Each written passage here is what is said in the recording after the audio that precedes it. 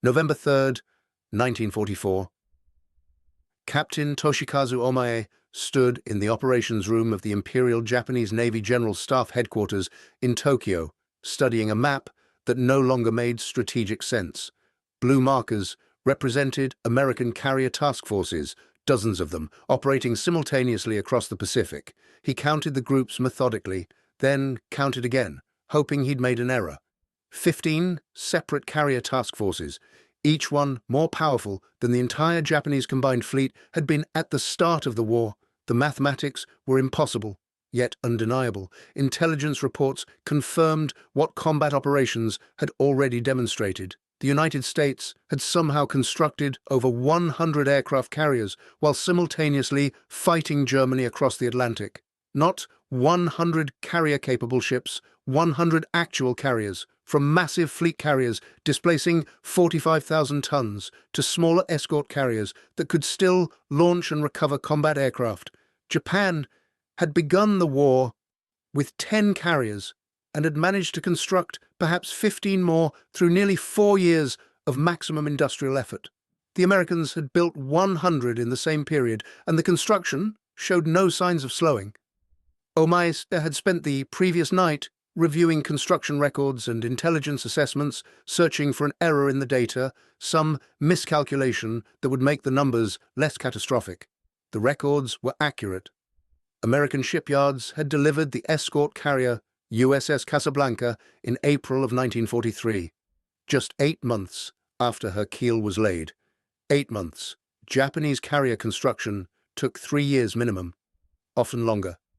The Americans were building carriers faster than Japan could build destroyers. The implications extended beyond simple numerical superiority. Those carriers required aircraft, pilots, mechanics, ordnance handlers, support personnel. Each escort carrier embarked approximately 30 aircraft and a crew of over 800. Each fleet carrier carried 90 aircraft and nearly 3,000 crew. The personnel requirements alone should have been impossible. Yet, American carrier groups appeared throughout the Pacific with full complements, trained crews, modern aircraft. Where were they finding these people? How were they training them? What industrial system could sustain production on this scale while simultaneously building bombers to devastate Germany and constructing the merchant vessels necessary to supply forces across 2 oceans? If you're enjoying this deep dive into the story, hit the subscribe button and let us know in the comments from where in the world you are watching from today. The failure to anticipate this production capacity represented more than an intelligence miscalculation. It revealed fundamental misunderstandings about American society, industrial organization, and the nature of modern warfare itself. Japanese naval planning had been built on assumptions that seemed reasonable in 1941, but had proven catastrophically wrong by 1944. January 7th, 1942. The euphoria of Pearl Harbor still hung over Tokyo, like morning mist over the harbor. Admiral Yamamoto Isoroku sat alone in his cabin aboard the battleship Nagato, reading American newspaper articles that had been transmitted through neutral diplomatic channels. The articles described something he found deeply troubling. American shipyards were not merely repairing the damage inflicted at Pearl Harbor. They were expanding, hiring thousands of new workers, preparing for construction programs of unprecedented scale. Yamamoto had studied at Harvard and served as a naval attaché in Washington during the 1920s. He'd traveled extensively across America, visiting factories and shipyards, observing firsthand the industrial capacity that most Japanese officers knew only from abstract statistics. He understood what those newspaper articles signified. America was mobilizing its industrial base for total war, and when that mobilization reached full capacity, Japan would face production capabilities beyond anything his colleagues in the Naval General Staff could imagine. He'd tried to warn them before the war. In planning meetings throughout 1941, he'd argued that attacking America would unleash forces Japan couldn't contain. And the Naval General Staff had listened politely and ignored his warnings. They had their own intelligence assessments, their own production estimates, their own strategic calculations. Those calculations assumed American carrier construction would follow Japanese patterns, constrained by shipyard capacity, limited by specialized technical requirements, proceeding at rates comparable to Japanese construction programs. The assumption made sense within the framework of traditional naval architecture. Aircraft carriers were among the most complex vessels ever constructed. A fleet carrier required sophisticated propulsion systems, armored flight decks, aircraft elevators, hangar facilities, specialized firefighting equipment, and hundreds of systems that had to be precisely integrated. Japanese carriers took 3 to 4 years to construct because that's how long it took to build such complex vessels properly. Surely American carriers, being equally complex, would require similar construction timelines. This assumption overlooked something fundamental about American industrial culture. The United States had spent the previous 4 decades revolutionizing manufacturing through mass production techniques.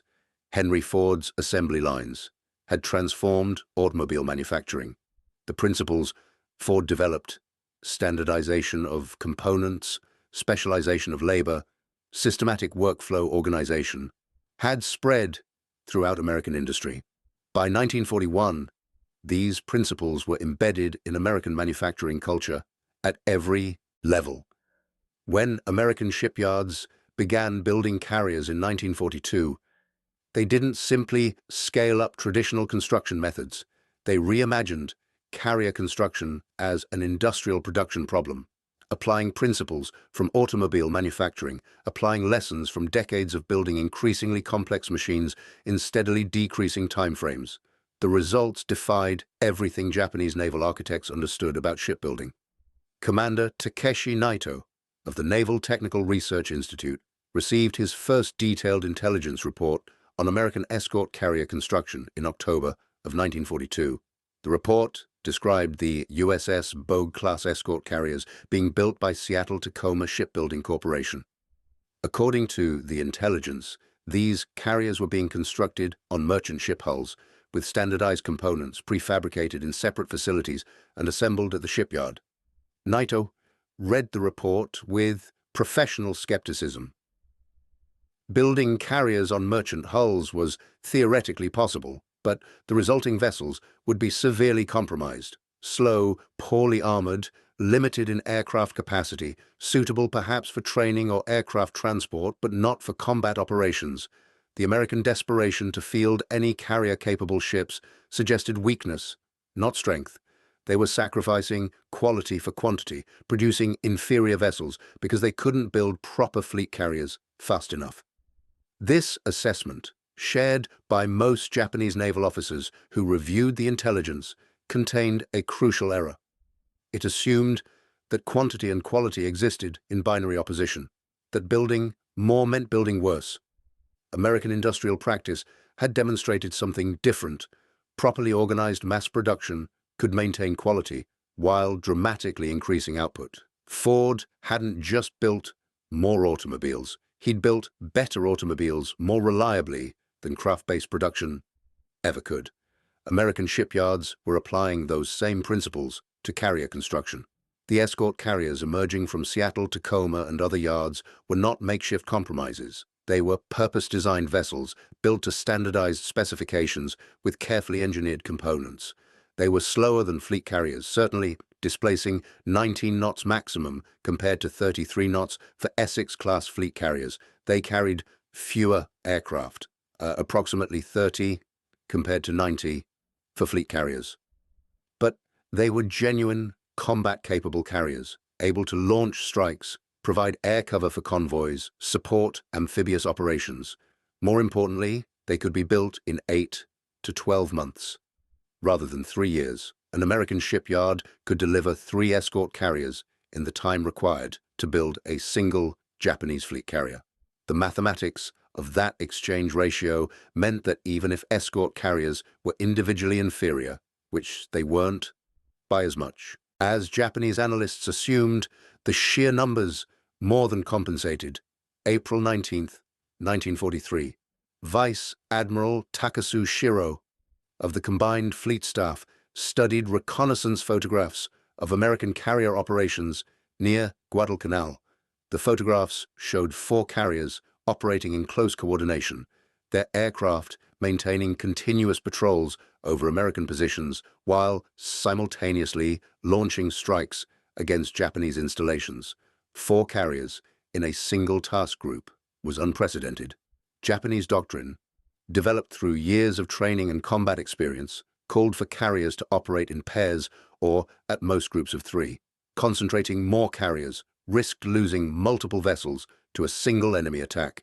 The Americans apparently didn't share these concerns. They operated carriers in concentrations that Japanese doctrine considered reckless. Yet they sustained these operations for weeks without catastrophic losses. Takasu's staff calculated that maintaining 4 carriers on station continuously required rotating task groups, allowing some carriers to withdraw for resupply and maintenance, while others took their place. The rotation schedule suggested the Americans had at least 8 to 10 carriers available in the South Pacific alone. 8 to 10 carriers in a single theater, while simultaneously conducting operations in the North Pacific and presumably maintaining forces in the Atlantic. Japanese intelligence estimates in early 1943 credited the United States with approximately 25 carriers total, split between Pacific and Atlantic theaters. Takasu's operational analysis suggested that estimate was low, perhaps significantly low. If the Americans could maintain 4 carriers continuously on station near Guadalcanal while conducting operations elsewhere, they had more carriers than intelligence assessments indicated. But how many more? And where were they being constructed? The intelligence reports from agents in neutral countries provided partial answers. American shipyards on both coasts were building carriers. The massive facilities at Newport News, Norfolk, and Brooklyn were constructing Essex-class fleet carriers. Smaller yards at Seattle, Portland, and various locations around San Francisco Bay were building escort carriers. Kaiser shipyards in Vancouver, Washington, had been converted from merchant ship production to escort carrier construction. Each report added another piece to a puzzle that revealed a picture Japanese naval planners found difficult to accept. The Americans weren't just building carriers at a few specialized facilities. They'd converted their entire maritime industrial base to carrier production. Yards that had built merchant ships, passenger liners, cargo vessels were now building carriers. Facilities that had never constructed naval vessels were producing combat-capable carriers, using techniques adapted from commercial shipbuilding. The scale suggested an organizational capacity that seemed almost wasteful by Japanese standards. Japan's carrier construction was centralized at a few specialized naval arsenals, Kure, Sasebo, Yokosuka, where skilled workers with years of training built vessels to exacting specifications. Each carrier was essentially a custom-built warship with components manufactured specifically for that vessel by contractors who specialized in naval production.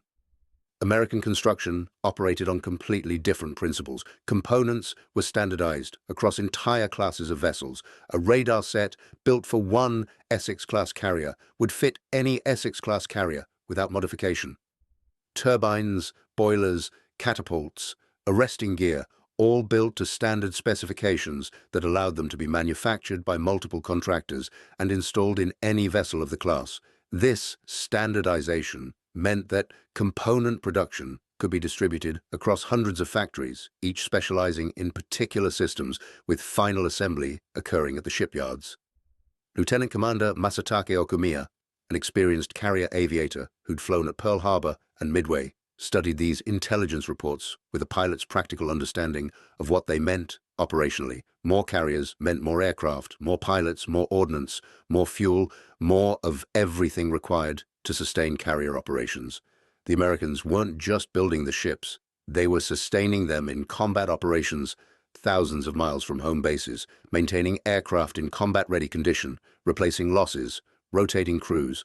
The logistical infrastructure necessary to support large-scale carrier operations represented an industrial undertaking almost as impressive as the carrier construction itself. Each carrier required enormous quantities of aviation fuel, typically carrying over 200,000 gallons with requirements for regular replenishment. Ordnance loads included bombs, torpedoes, rockets, and ammunition for aircraft guns, measured in hundreds of tons per carrier. Spare parts for aircraft, engines, propellers, hydraulic systems, radios, instruments represented a supply chain of thousands of components that had to be manufactured, stored, transported, and delivered to carriers operating at sea. Japanese carrier operations were constrained as much by logistical limitations as by ship and aircraft availability. The fleet oilers necessary to refuel carriers at sea were scarce. Aviation fuel supplies were limited, with much of Japan's fuel reserves needed for training operations back home. Spare parts for aircraft were often unavailable, with combat units cannibalizing damaged aircraft to keep others flying. These constraints meant that Japanese carriers couldn't sustain operations as intensively as their American counterparts. A Japanese carrier task force would conduct a strike operation, then withdraw to replenish, often taking weeks to fully restock. American carriers seemed immune to these constraints. They operated continuously, conducting multiple strikes daily for weeks at a time. When a carrier needed replenishment, the logistics vessels appeared, transferring fuel and supplies at sea without requiring the carrier to withdraw to port. The support infrastructure implied by these operations suggested an industrial system operating at scales Japanese planners had not anticipated. July 17, 1943. Admiral Koga Minichi, newly appointed commander of the combined fleet following Yamamoto's death, received an intelligence summary that forced a fundamental reassessment of Japanese naval strategy. The report estimated that by the end of 1943, the United States would have at least 30 fleet and light carriers operational, plus an unknown number of escort carriers, possibly 50 or more. Koga read the figures twice, then asked his intelligence staff to verify the sources. The estimates came from multiple independent sources. Swedish journalists had photographed American carriers under construction at East Coast shipyards. Swiss intelligence services had obtained production schedules from sources within American government contracting offices. Portuguese diplomatic channels reported seeing numerous carriers at various stages of completion. Most convincingly, combat operations analysis supported these numbers. The Americans were operating carrier task forces simultaneously in the South Pacific, Central Pacific, North Pacific, and Atlantic. The operational tempo suggested a carrier force substantially larger than previous estimates. 30 fleet carriers by year's end, with more under construction. Japan had started the war with 6 fleet carriers and 4 light carriers. Current strength was perhaps 8 carriers operational after losses at Midway, Coral Sea, and Eastern Solomons, partially offset by new construction. The Americans would have 4 carriers for every Japanese carrier, possibly more if the escort carrier estimates were accurate. Koga convened his senior staff to discuss the implications. The meeting was somber. Japanese naval strategy had always assumed rough numerical parity in carrier forces, with Japanese advantages in pilot training and combat experience offsetting any minor American numerical superiority. The new intelligence estimates destroyed that assumption. Against 4-to-1 odds, pilot skill mattered less. The Americans could afford to lose carrier battles and still maintain offensive operations. Japan could not afford to lose any carriers at all. Captain Kameto Kuroshima, Koga's senior operations officer, proposed a strategic withdrawal to defensible perimeters closer to Japan, preserving the remaining carrier force for a decisive battle when American forces came within range of land-based air support. The proposal was strategically sound, but politically unacceptable. The territories Japan had conquered in 1941 and 1942 represented the empire's entire strategic rationale for the war. Surrendering them without fighting would mean admitting the war had been for nothing. The discussion revealed a fundamental problem that extended beyond military strategy.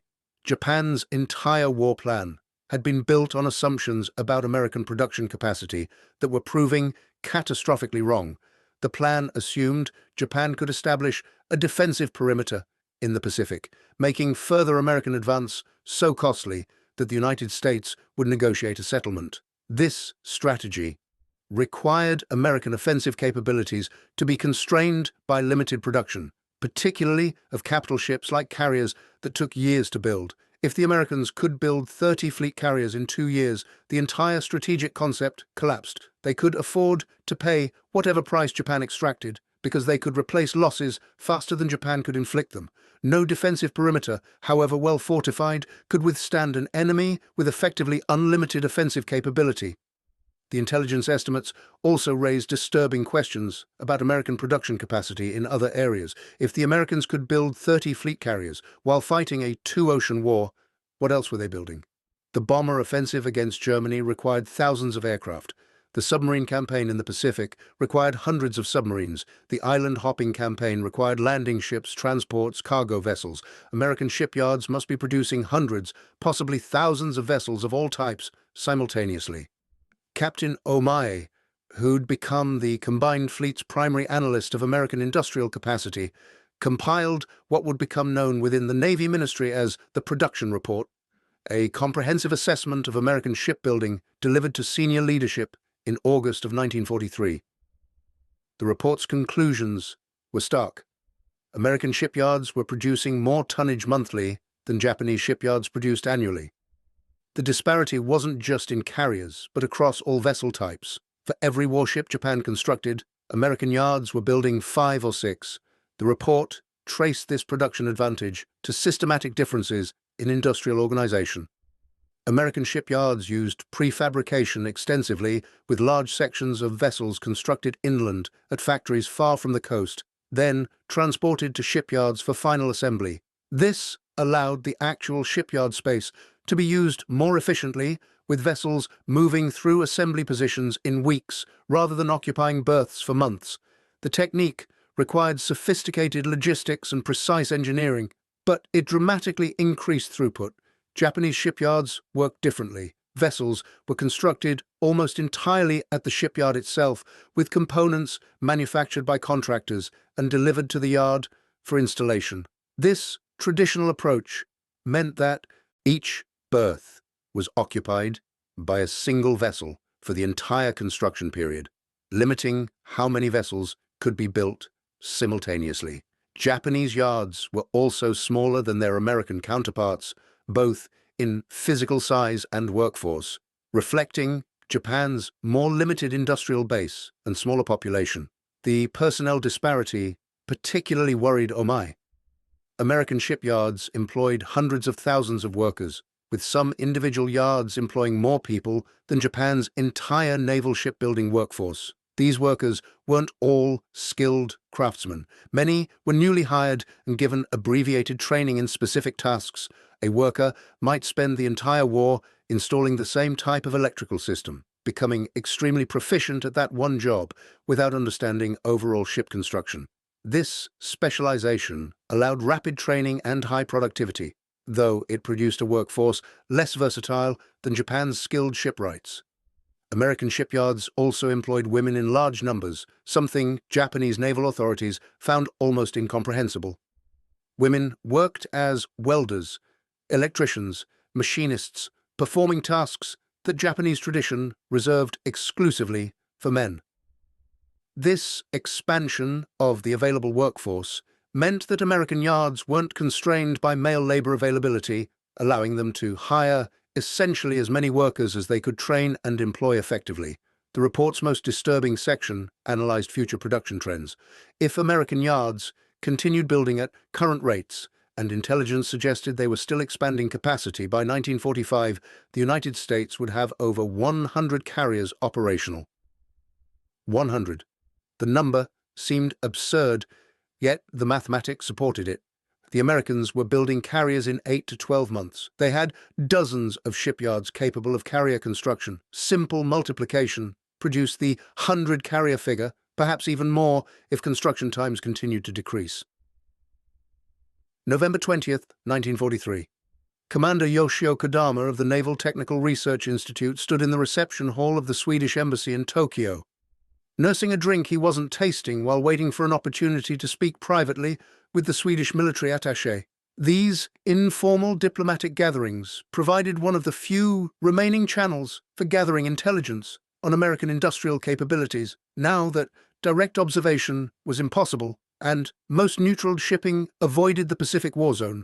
The Swedish attaché, Colonel Anders Forshall, had recently returned from a tour of the United States, arranged as part of Sweden's efforts to maintain strict neutrality while gathering information valuable to both sides. Kodama had spent weeks cultivating the relationship, knowing that a single, first-hand account from someone who'd actually seen American shipyards might be worth more than dozens of fragmentary reports from compromised sources.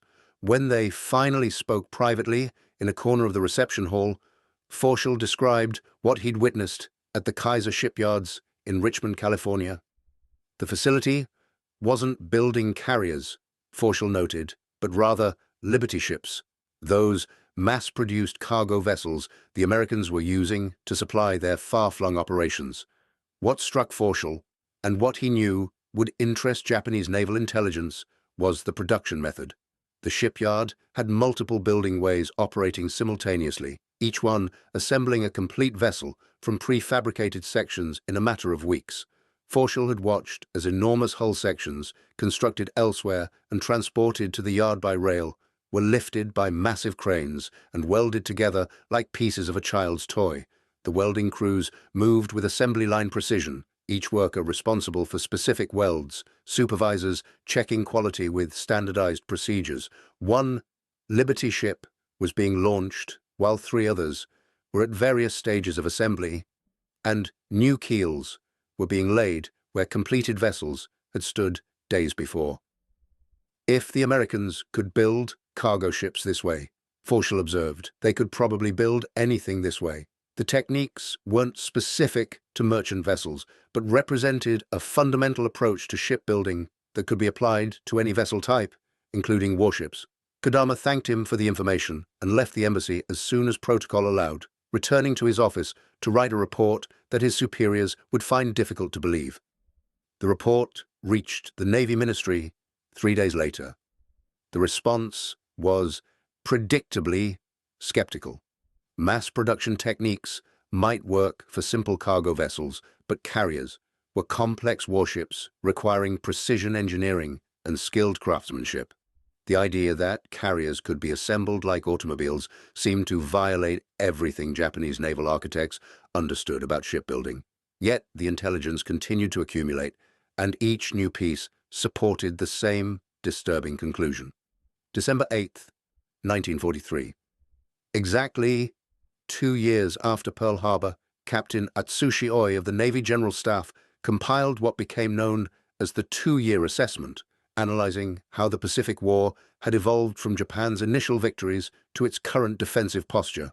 The assessment devoted considerable attention to carrier operations, noting that the United States had lost only 4 fleet carriers in 2 years of combat: Lexington at Coral Sea, Yorktown at Midway, Wasp and Hornet in the Solomons campaign, while gaining at least 20 new carriers from construction programs. Japan had lost 8 carriers in the same period and had commissioned perhaps 5 new ones. The exchange ratio meant that American carrier strength had increased by a factor of 5, while Japanese carrier strength had decreased. More troubling was the trend line. American carrier construction was accelerating, with new yards coming online and existing facilities increasing production rates. Japanese construction remained limited by the same constraints that had always existed: specialized shipyard capacity, skilled worker availability, material shortages.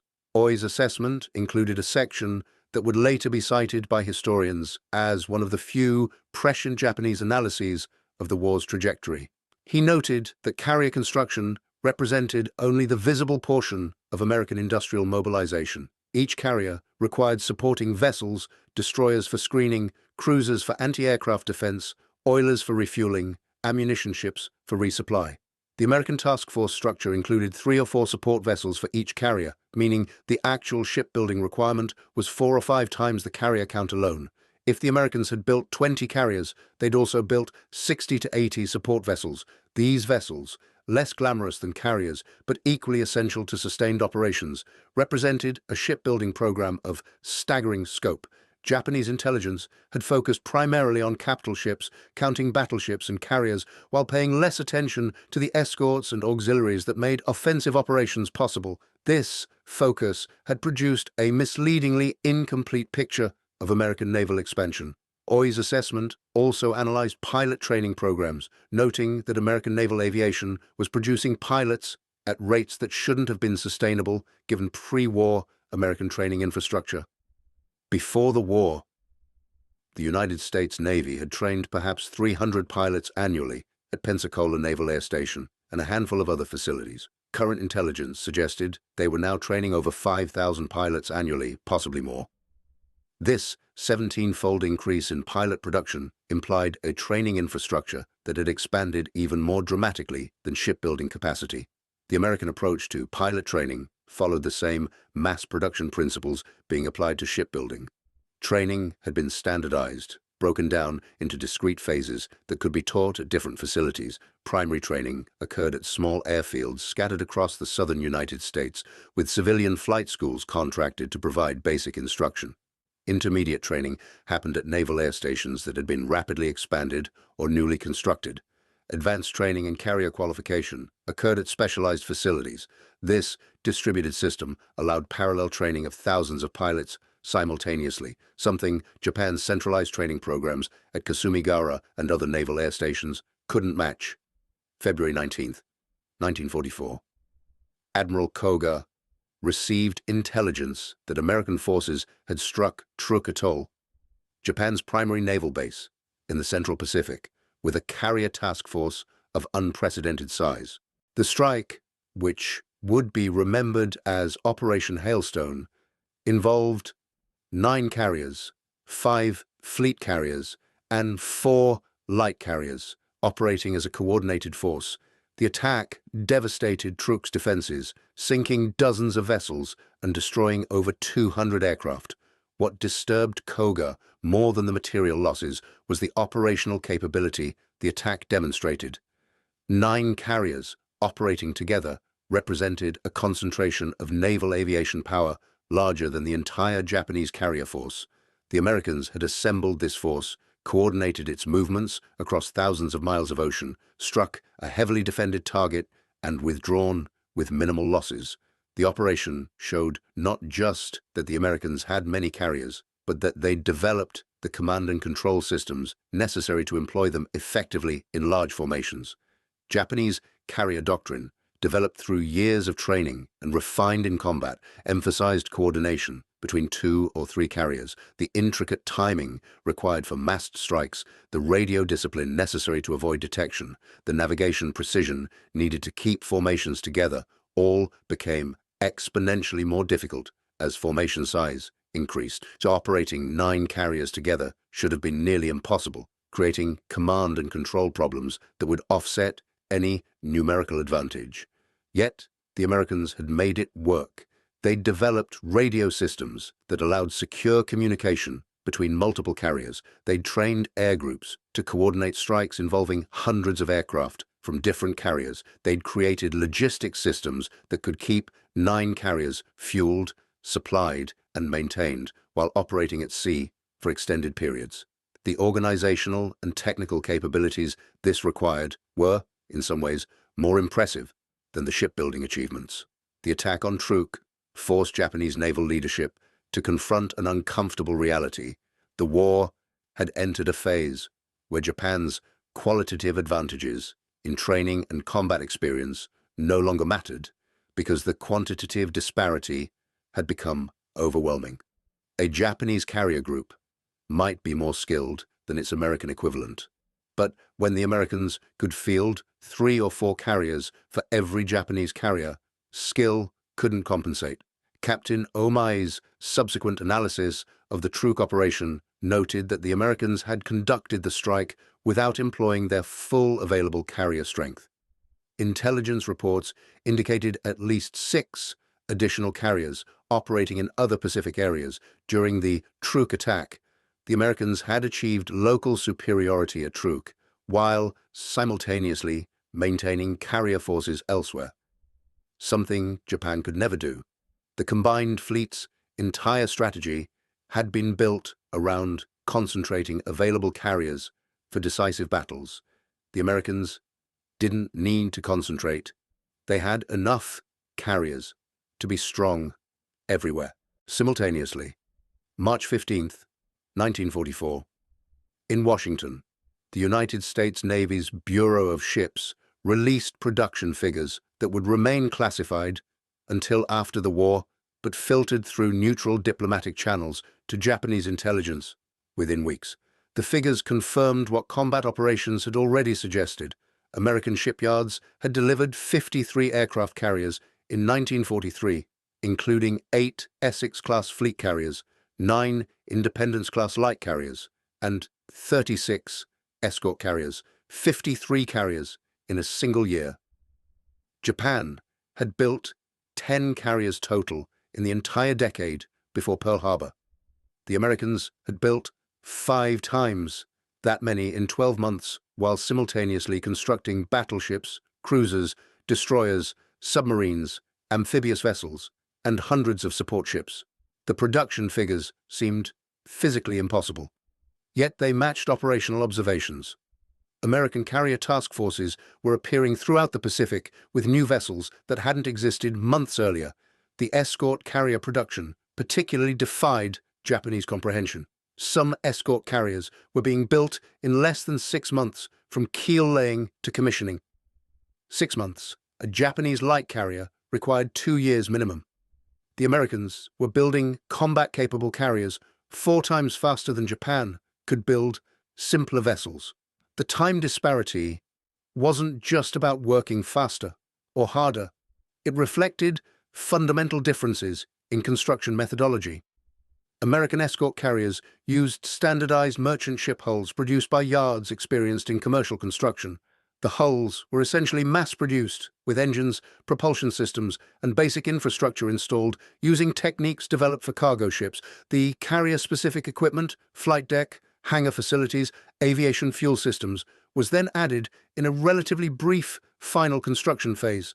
This approach meant that much of the carrier could be built by workers with merchant shipbuilding experience, with only the specialized aviation components requiring naval expertise. Japanese carrier construction followed traditional naval architecture practices. Each vessel was designed individually, with hull forms optimized for speed and seakeeping. Propulsion systems were sophisticated, high-pressure steam turbines designed for maximum efficiency. Armor protection was carefully integrated into the structure. Every system reflected naval standards of quality and durability. The resulting carriers were often technically superior to their American counterparts, faster, better protected, more elegantly designed. But they took 3 years to build, and Japan could only build them 1 or 2 at a time. If you find this story engaging, please take a moment to subscribe and enable notifications. It helps us continue producing in-depth content like this. Lieutenant Commander Okumiya, now serving on Admiral Ozawa's staff, studied the American production figures and understood their operational implications with a pilot's practical perspective. 53 carriers meant roughly 4,000 additional carrier aircraft added to American strength in a single year. Each carrier required approximately 75 pilots when accounting for operational losses and rotation schedules. 53 carriers, therefore, required nearly 4,000 newly trained carrier-qualified pilots. The Americans were producing these pilots. Combat reports consistently noted that American air groups, while variable in quality, maintained adequate strength and demonstrated improving skill levels. The Americans weren't running out of pilots despite sustaining heavy losses in campaigns from Guadalcanal through the Marshall Islands. Their training system was producing pilots faster than combat consumed them, allowing pilot quality to improve as experienced aviators rotated back to training duties and shared their knowledge with new pilots. Japan's pilot training system, by contrast, had essentially collapsed under the strain of wartime attrition. The superb pilots who'd attacked Pearl Harbor and fought at Coral Sea and Midway were mostly dead by 1944, and the training system couldn't replace them. New pilots entered combat with minimal preparation, inadequate flight hours, poor gunnery training, They died quickly, preventing them from gaining the experience that might have made them effective. The qualitative advantage Japan had possessed in pilot skill had reversed. American pilots were, now, on average, better trained and more experienced than their Japanese counterparts. May 27, 1944. Commander Shigeru Fukudome, senior staff officer of the Combined Fleet, drafted operational plans for what would become the Battle of the Philippine Sea. The plans acknowledged reality that Japanese strategy had avoided confronting directly. Japan could no longer win carrier battles through superior tactics or pilot skill. The only hope was to engage American forces near land bases, where Japanese land-based aircraft could supplement the carriers, partially offsetting the American numerical advantage.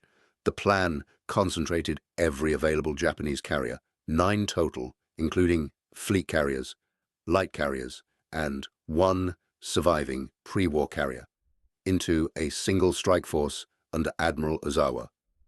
This represented Japan's entire remaining carrier strength. Intelligence indicated the Americans would field at least 12 carriers, possibly 15, in the Philippine Sea operation. Even with land-based air support, Japanese forces would be outnumbered.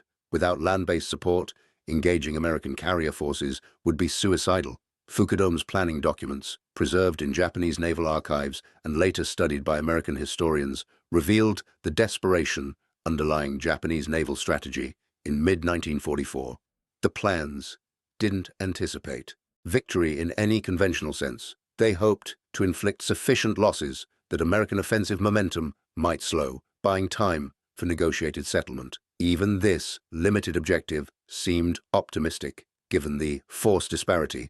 The Battle of the Philippine Sea, fought in June 1944, demonstrated conclusively that American numerical superiority had become absolute.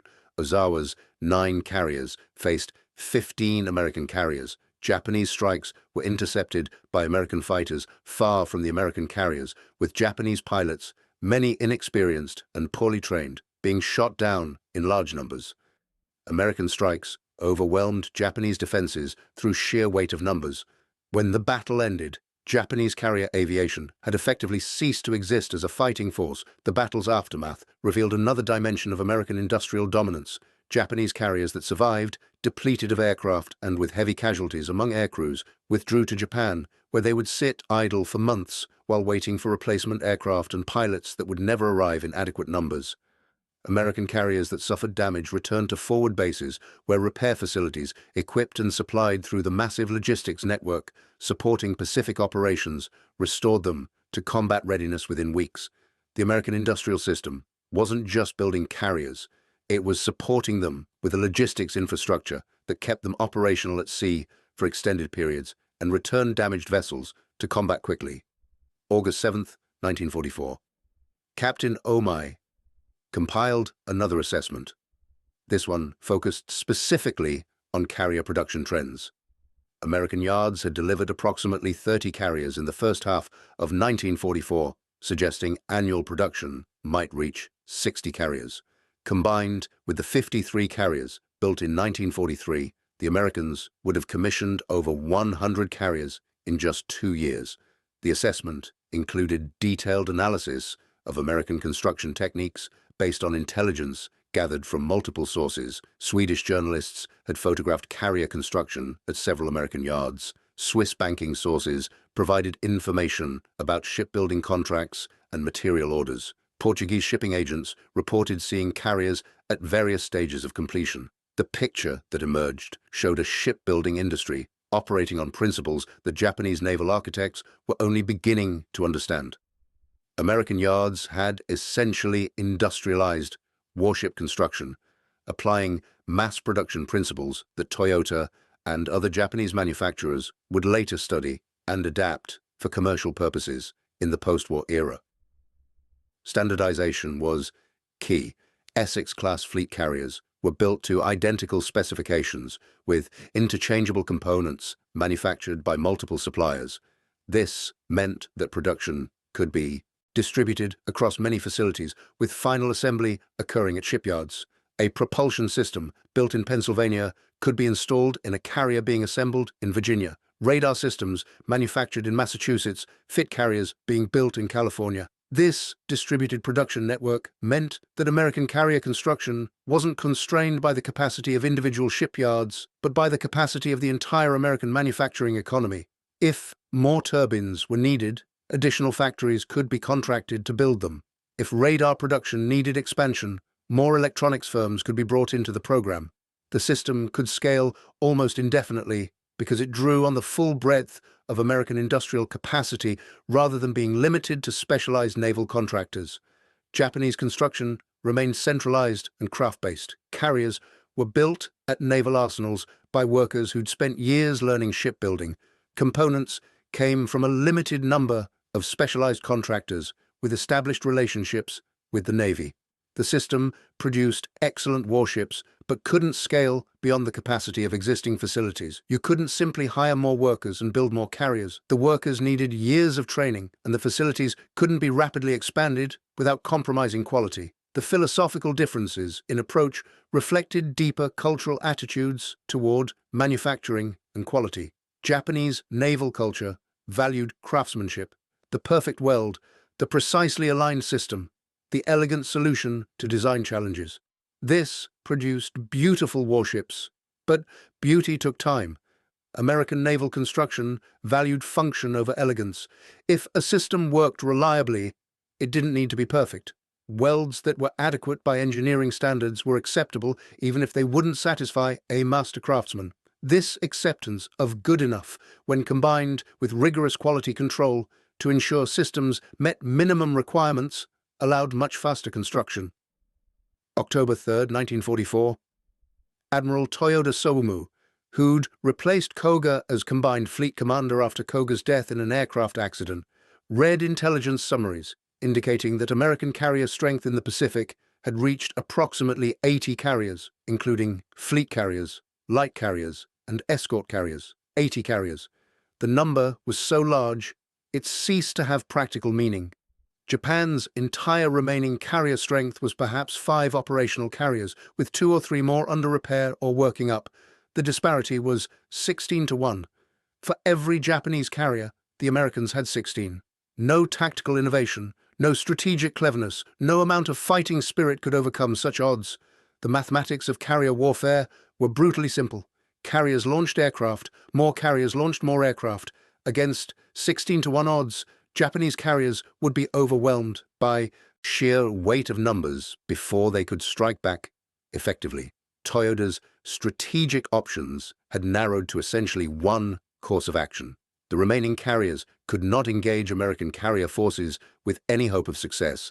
They could, however, serve as decoys, drawing American carrier strikes while other forces attempted to attack American amphibious operations. This was the genesis of the plan implemented at Leyte Gulf in October 1944, where Japanese carriers were deliberately sacrificed to lure American carriers away from the landing beaches. The plan failed, and the carriers were sunk as anticipated, but the larger American amphibious force survived and consolidated control of Leyte. The sacrifice of the carriers achieved nothing strategically, but by that point, strategic considerations had become almost irrelevant. Japan had already lost the war in the shipyards, factories, and training facilities of the United States. The battles fought in late 1944 were essentially epilogue. November 15, 1944. Captain Ohmae returned to the map in the Navy Ministry Operations Room, studying the dispositions that now seemed almost deliberately arranged to mock Japanese pretensions of naval power. American carrier task forces controlled essentially the entire Pacific Ocean. They operated off the Philippines, supporting MacArthur's return. They raided Japanese positions in the Bonin Islands. They struck targets in Formosa. They provided air cover for submarines hunting Japanese shipping. They were everywhere. Simultaneously, because they had enough carriers to be everywhere, the escort carriers particularly galled Japanese observers. These vessels, dismissed initially as inferior substitutes for real carriers, had proven remarkably effective. They provided air cover for convoys, protecting American supply lines while Japanese submarines struggled to find targets. They supported amphibious operations, providing close air support for troops ashore. They served as aircraft transports, ferrying replacement aircraft to forward bases. They functioned as training carriers, qualifying new pilots before they joined fleet carrier air groups. Each role freed fleet carriers for offensive operations.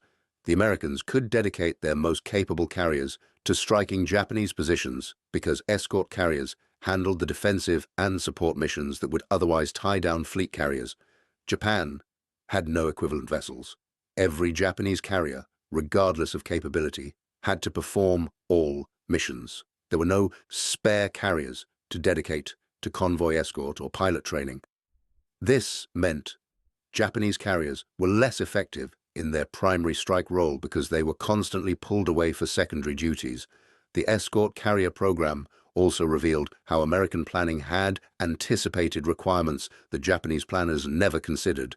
The Americans had recognized early that they'd need carriers for multiple roles beyond fleet battle. They'd deliberately built different types of carriers, optimized for different missions. Fleet carriers for offensive strikes against enemy forces, light carriers for fleet screening and support, escort carriers for convoy protection and amphibious support. This diversified carrier force could perform multiple missions simultaneously, whereas Japan's undifferentiated carrier force had to choose which missions to prioritize. December 20th, 1944. The Naval Technical Research Institute received a final comprehensive intelligence assessment on American carrier production. The assessment confirmed that American yards had delivered approximately 120 carriers since Pearl Harbor, including 24 Essex-class fleet carriers, 9 Independence-class light carriers, and approximately 87 escort carriers of various classes, 120 carriers in 3 years. The number still seemed impossible, yet it was confirmed by multiple independent sources and matched operational observations. American carrier task forces operated throughout the Pacific with apparently unlimited strength. Every carrier Japan sank was replaced within weeks by 2 or 3 new carriers. The production advantage had become so overwhelming that American losses were strategically irrelevant. They could afford to trade carriers with Japan at 1-to-1 ratios and still gain numerical superiority because they were building 5 or 6 carriers for everyone Japan could possibly construct. The assessment included analysis of how this production had been achieved. American shipyards had employed at peak over 2 million workers in shipbuilding trades. 2 million. Japan's entire shipbuilding workforce, including naval arsenals and commercial yards, numbered perhaps 200,000. The Americans had 10 times more shipyard workers working in facilities that were more mechanized and efficient, using construction techniques that required less skilled labor for many tasks. The workforce disparity reflected broader demographic differences. The United States had a population of approximately 130 million in 1941. Japan had 73 million. The Americans could mobilize more workers because they had more people. But the disparity wasn't just demographic. American women had entered the shipbuilding workforce in large numbers, something Japanese social conventions wouldn't accommodate. American industrial culture accepted abbreviated training for specialized roles, whereas Japanese craft traditions required lengthy apprenticeships. American mechanization reduced the physical demands of many shipbuilding tasks, allowing broader participation. The result was a shipbuilding workforce that could be rapidly expanded through mobilization, training, and mechanization. Japanese shipbuilding remained constrained by traditional practices that couldn't scale to meet wartime demands. You couldn't train a skilled shipwright in weeks. You couldn't hire women for heavy construction work without violating social norms. You couldn't mechanize tasks that required craftsmanship and judgment. These constraints, reasonable in peacetime, became crippling limitations during total war. January 8th, 1945. Admiral Yonai Mitsumasa, serving as Navy Minister in a government increasingly aware that defeat was inevitable, reviewed the carrier production figures one final time before a meeting with the Emperor. The Americans had built 175 carriers, correcting the earlier estimate upward as more intelligence became available. 175. Japan had built perhaps 25 carriers total in its entire naval history. The meeting with the emperor was brief. Ohmae presented the production figures without elaboration. 7 carriers for every Japanese carrier. The disparity extended across all vessel types. The Americans had built over 300 submarines, while Japan struggled to maintain its undersea fleet. American destroyer production exceeded 100 vessels. Liberty ship production approached 3,000 vessels. The numbers represented industrial capacity operating at scales that had no precedent in human history. The emperor asked a single question. Could Japan have matched this production? Ohmae's answer was carefully worded, but honest. Japan lacked the population, industrial base, resource access, and technological infrastructure necessary to approach American production levels.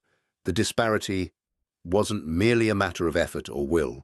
It reflected fundamental differences in industrial development and economic scale. The United States had spent decades building the manufacturing capacity, transportation infrastructure, and technical workforce that enabled wartime mobilization. Japan had industrialized more recently and less completely, leaving gaps that couldn't be filled quickly during wartime. The truth the Japanese naval leadership confronted in early 1945 was more profound than simple defeat. They had lost not just a war, but lost it in a way that revealed fundamental misunderstandings about modern industrial warfare. The carrier production disparity, 175 American carriers against 25 Japanese, represented more than superior manufacturing capacity. It represented a different conception of how nations wage total war. Japanese naval planning had been built on traditions of quality over quantity, skilled warriors compensating for numerical disadvantage through superior training and fighting spirit. This philosophy had worked in previous conflicts against less industrialized opponents. It failed catastrophically against an adversary who could achieve both quality and quantity simultaneously through mass production techniques that didn't sacrifice capability for speed. The American carriers, emerging from shipyards in 1944, weren't inferior vessels hastily constructed to meet quotas. Essex-class fleet carriers were formidable warships, well-designed, properly built, capable of sustained combat operations. Even the escort carriers, initially dismissed by Japanese analysts as makeshift compromises, proved to be effective combat vessels that performed essential roles. American industry had demonstrated something Japanese planners hadn't thought possible: that industrial mass production could build complex warships faster without compromising the capabilities that made them effective. Captain Ohmae's final assessment, written in March 1945 as American forces prepared to invade Okinawa, noted that the carrier disparity had determined the war's outcome more decisively than any battle. Japan had won tactical victories, had sunk American carriers, had demonstrated superior skill in individual engagements. None of it mattered because the Americans replaced losses faster than Japan could inflict them. The war became an attrition contest that Japan couldn't win, not because Japanese forces fought poorly, but because American industry produced more than Japanese forces could possibly destroy. The lesson extended beyond the Pacific War itself. Post-war, strategic thinking, particularly during the Cold War, was shaped by recognition that industrial capacity could be decisive in modern warfare. Nations couldn't rely solely on professional militaries with superior training. They needed industrial bases capable of sustained production during prolonged conflicts. The American carrier program demonstrated that properly organized industrial democracies could mobilize manufacturing capacity at scales that rendered traditional military calculations obsolete. For Japan, the carrier production failure became a case study in how institutional culture and strategic assumptions could blind military planners to inconvenient realities. Japanese intelligence had gathered accurate information about American industrial capacity. The data was available. What they lacked was the conceptual framework to interpret what the data meant. They couldn't imagine that carriers could be built the way Ford built automobiles, because their own experience told them carriers weren't products that could be mass-produced. August 15, 1945. When Emperor Hirohito announced Japan's surrender, 147 American carriers were operational in the Pacific, with additional carriers in the Atlantic or under construction. The combined fleet had ceased to exist months earlier. Japan's last operational carriers had been sunk or rendered unusable through lack of fuel and aircraft. The disparity that Captain Ohmae had first recognized in November 1944 had widened even further. The sleeping giant that Admiral Yamamoto had feared awakening had brought not just its factories, but an entire industrial civilization capable of producing weapons in quantities that exceeded anything the world had seen. 175 carriers. The number stood as monument to American industrial power and warning about the consequences of underestimating an adversary's capacity for mobilization. Japan had attacked Pearl Harbor believing it could win a short war before American production reached full capacity. Instead, American production had reached levels that made Japanese strategic planning irrelevant, ensuring that the war Japan started could end only in comprehensive defeat. Thank you for watching. For more detailed historical breakdowns, check out the other videos on your screen now, and don't forget to subscribe.